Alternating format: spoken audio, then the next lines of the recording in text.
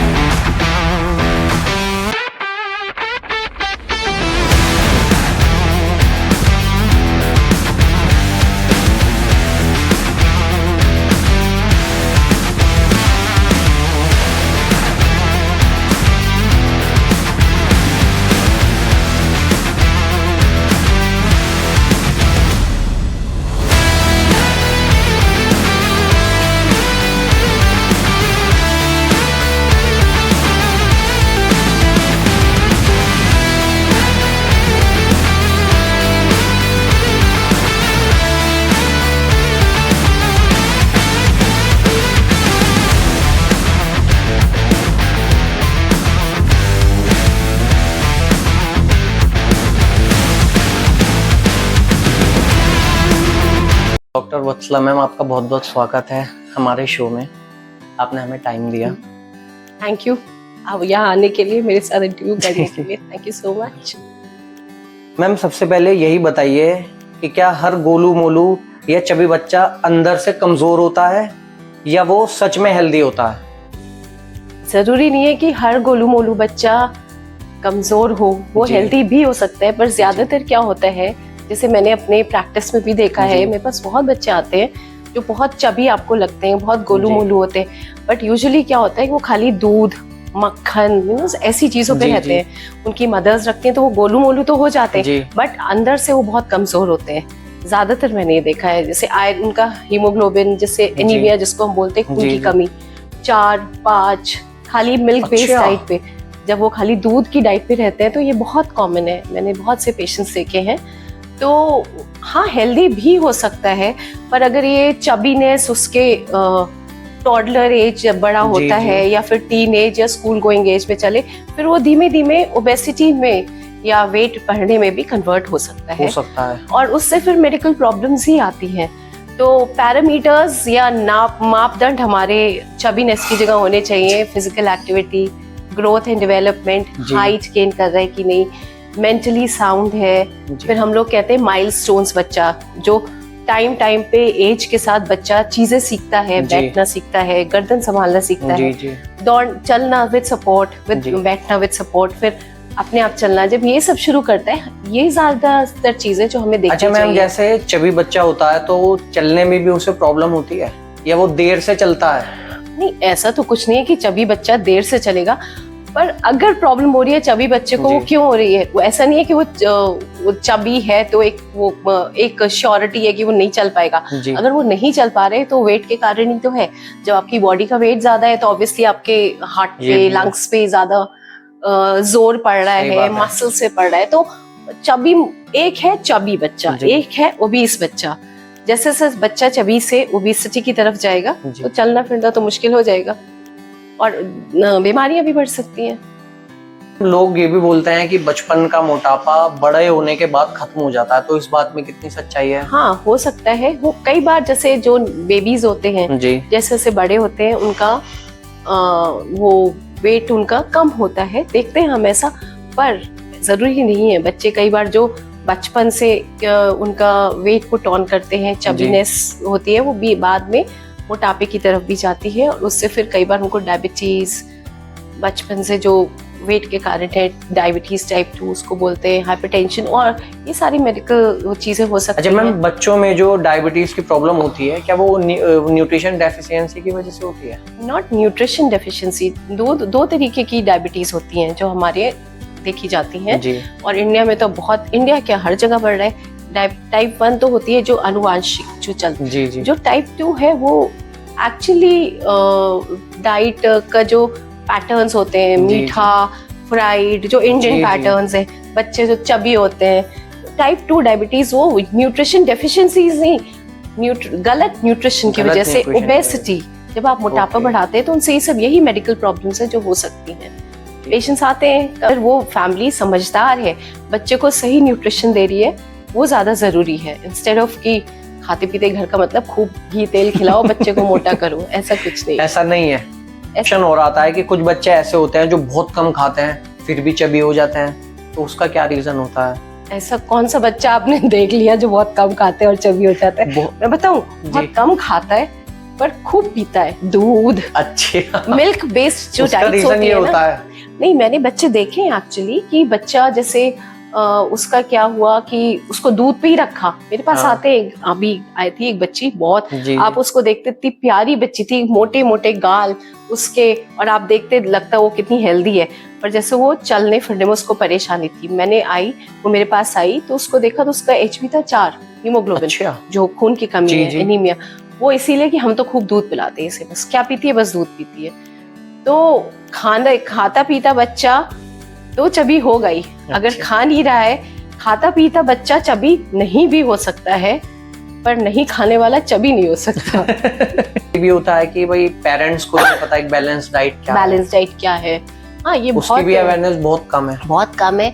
आप और इस चीज पे लोग बात भी नहीं करते। नहीं, आप यकीन नहीं मानेंगे, जब मैं मेडिकल कॉलेज में थी तो छोटे छोटे बच्चे जो पैदा होते थे, वो पैदा हुआ है अभी बच्चा शायद 1 घंटा भी नहीं हुआ, और आकर के मुझसे दादी नानी कहती थी, जी चाय कब पिलानी है बच्चे को? जी, चाय पिलाना, हाँ, चाय कब पिलानी है। तो बहुत सारी फॉल्टी हैबिट्स हैं जो कि चली आ रही हैं हमारे यहाँ सोसाइटी में, जिनके कारण बच्चों पे बहुत गलत असर उनकी हेल्थ पे पड़ता है। बस खाली मोटा बच्चा है तो चलो सब सही है, खूब इतना मक्खन खिलाओ, खूब दूध, मतलब अच्छी बात है मक्खन खाना और सब, पर सब कुछ एक बैलेंस। दादी नानी को तो रोक नहीं सकते आप। बैलेंस नहीं रोक सकते हैं, उनको प्यार से समझा सकते हैं, उनको बिना उनका उनकी सम्मान को ठेस पहुंचाए बिना आप उनको मेडिकल फैक्ट्स सिखा सकते हैं, आप उनको बैलेंस डाइट के बारे में बता सकते हैं।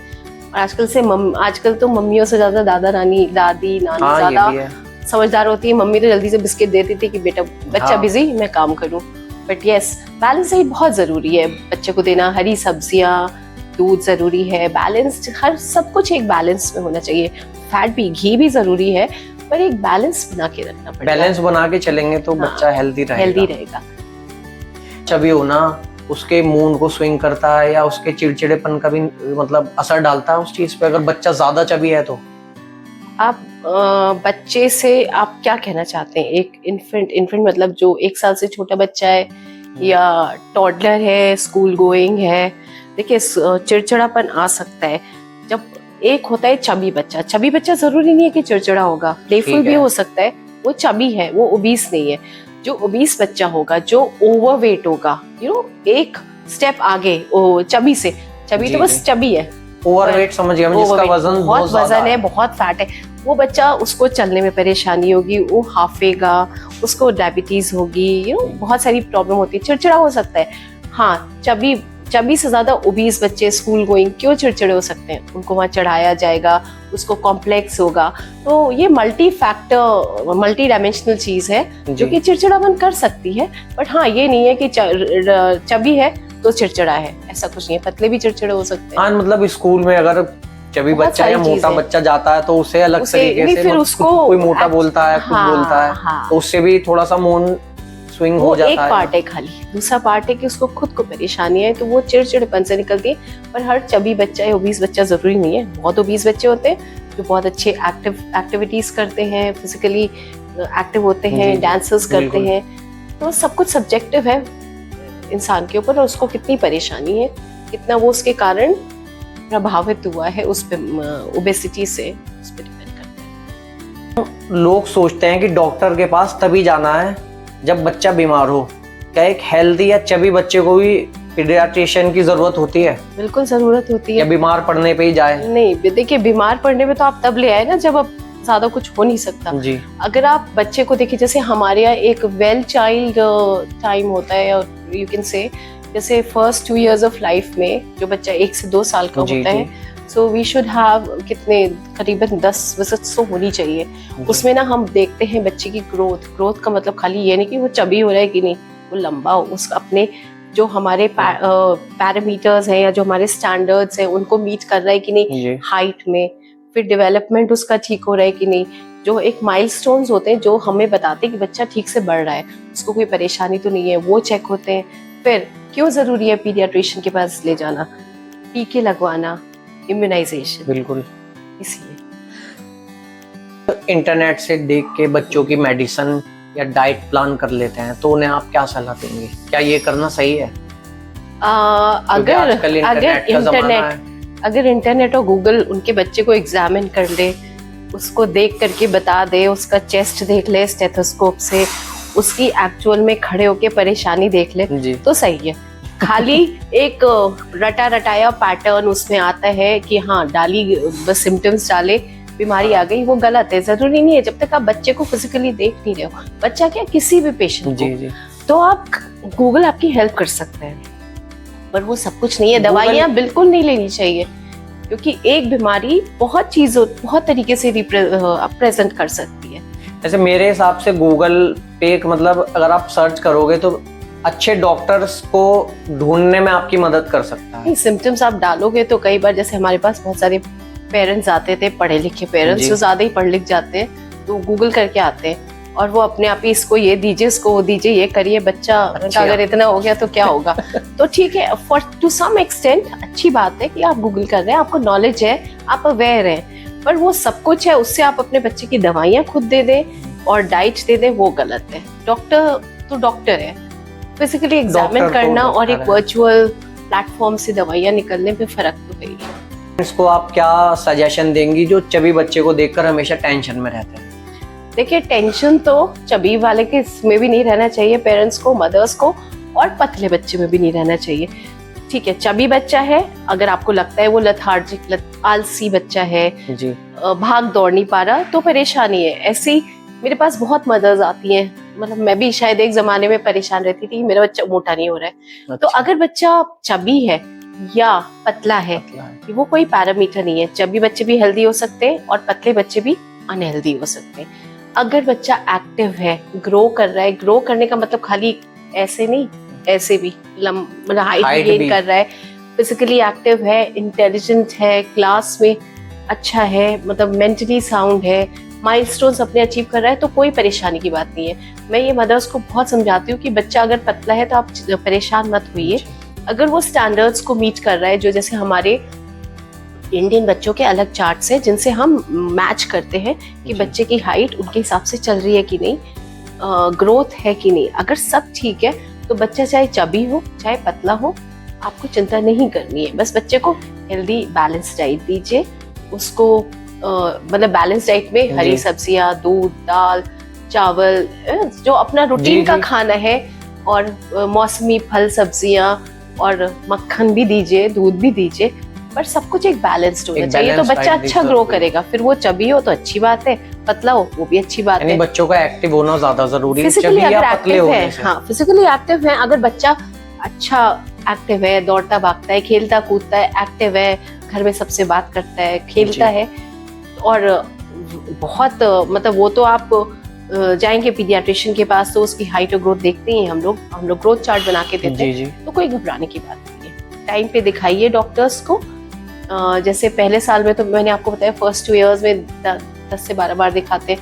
जैसे जैसे बच्चा बड़ा हो जाता है तो हम एक पहले महीने में एक बार, फिर सेकेंड महीने में, फिर ऐसे ऐसे हमारा टाइम है। और फिर जब बच्चा 3 से 5 साल का होता है तो आप दिखा सकते हैं बीच बीच में एक ऐसे। और फिर इम्यूनाइजेशन, टीकाकरण के लिए तो आती है, टीके लगवाने, तब देखते हैं। अगर सब चीजें सही चल रही है तो मोटापा, चबी होना या पतला होने से कोई परेशानी नहीं है। एक्टिव होना जरूरी है। एक्टिव होना ज़्यादा। बिल्कुल सही बात कही मैम आपने। आज का ये पूरा पॉडकास्ट देखने के बाद काफी सारे पेरेंट्स का डर दूर होगा, उन्हें काफी सारी नॉलेज मिलेगी, और आपने अपने बिजी शेड्यूल में से टाइम निकाला, जिसमें Thank you. आपकी तबीयत भी थोड़ी सी खराब है आज, तो उसके लिए आपका बहुत बहुत शुक्रिया। Thank you. आने वाले टाइम में और बहुत सारे टॉपिक पे आपसे बात करेंगे। बिल्कुल। मैम आपका Thank you. बहुत बहुत शुक्रिया। Thank you.